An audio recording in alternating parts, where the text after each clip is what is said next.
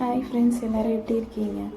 நிறைய பேர் நினச்சிக்கிறாங்க நான் அப்படியே பேங்கிள்ஸ் தான் வாங்கி அதை விட ரேட்டு அதிகமாக வச்சு விற்கிறேன் அப்படின்னு சொல்லிட்டு. ஆனால் அப்படி இல்லைங்க. பேங்கிள் தனியாக, ஸ்டோன் தனியாக, மைக்ரோ ஸ்டோன் தனியாக எல்லாம் வாங்கி அதை நான் எடுத்து ஒட்டிட்டு இப்படி காய வச்சுருவேங்க.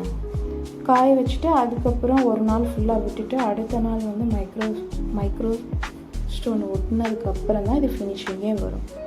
அதுவும் ஒரு நாள் காயணும்.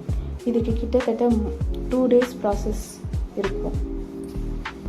அதுக்கப்புறம் நாங்கள் சேல்ஸுக்கே போவோம். அப்புறம் நிறைய பேர் எதுவுமே ஈஸியாக கிடச்சிரும்னு நினைக்கிறாங்க. அது அப்படி கிடையாது. இவ்வளோ ரிஸ்க்குக்கு அப்புறம் தான் எனக்கு இவ்வளோ நாள் கழிச்சு தான் ஒரு ஆர்டரே வந்திருக்கு. அதுலேயுமே ரிட்டன் வந்துடக்கூடாது மீஷோவிலேருந்துன்னு நினைக்கிறேன். எனக்காக யாரெல்லாம் ப்ரே பண்ணிக்கிறீங்களோ பண்ணிக்கங்க. தேங்க்யூ.